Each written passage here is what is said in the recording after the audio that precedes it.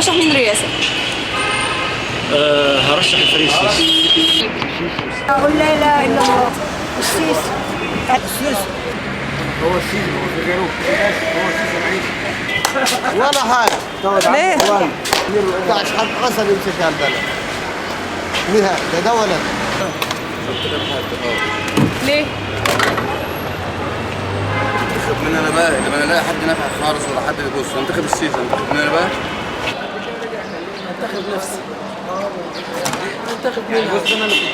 ربنا يولي من يصلح. طبعا هيكون مين يعني غير السيسي؟ طبعا ما تأثرش. انا عرفت صباح ان انا اديته في الاعاده، اديته قصاد مرسي. يعني انت لو اديت صباحي في القعده قصاد مرسي. تمام. طب انتخب مين؟ هنتخب ان شاء الله اللي هنتخب ربنا ييسر. لا السيسي. مين؟ السيسي إن شاء الله. انا السيسي. كلمه معلم كان السيسي طبعا. اكيد السيسي يعني. ولا ده ولا ايه؟ مين ده ولا ده؟ ولا سيسي ولا مرسي خالص. ايه سيسي يعني؟ مرسي. مرسي مين؟ انتخب حد خالص مقاطع. طبعا ما فيش غيره الرئيس اللي هو اصلا طلعنا من عنق الزجاجه. مين تاني غير السيسي؟ سياده المشير الباشا اللي هو خرجنا في الشوارع كده في امان. بس كلمتين وبس. عايز سيسي. اللي انقذ حياه المسلمين. طب ماشي انا سياده المشير عبد الفتاح السيسي. شيء معروف السيسي. شيخ الرحمن السيسي. انا السيسي. عندنا صباح. عليه. انتخب السيسي. السيسي ان شاء الله باذن الله. السيسي. لازم لسه محدش نازل برنامج. الرئيس اللي ينزل برنامج ويبقى كويس ننتخبه. السيسي. تجي جنبهم ليه؟ يترشح اللي يترشح ان شاء الله يا رب ما يسيبوه من غير رئيس خالص كده. انا السيسي. ولا واحد فيهم. عبد الفتاح السيسي. هو في غيره؟ عايز منه ايه؟ عايز منه حاجات كتير قوي.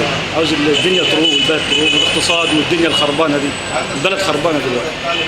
كل خير يعني. عاوز البلد تبقى حلوه وامان. عايز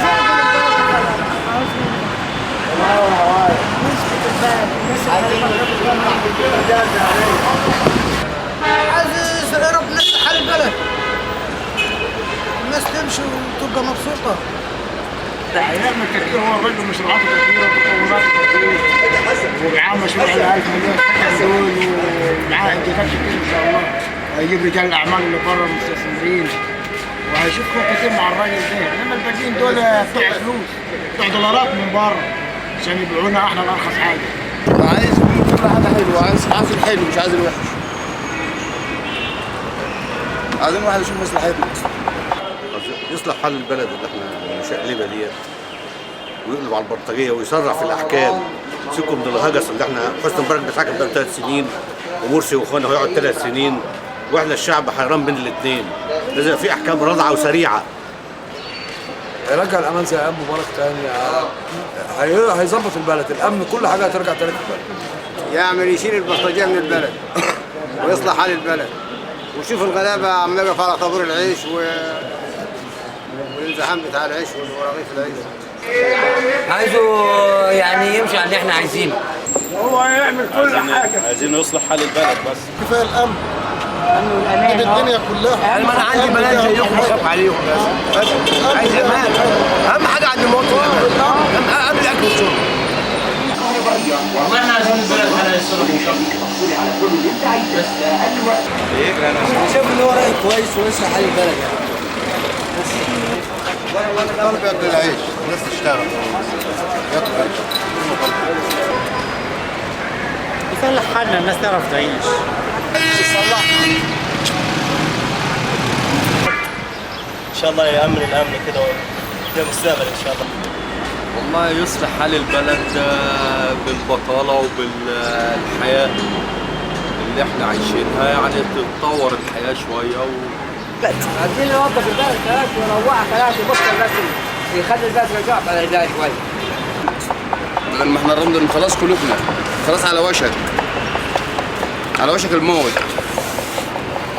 نستفيد من احنا بقى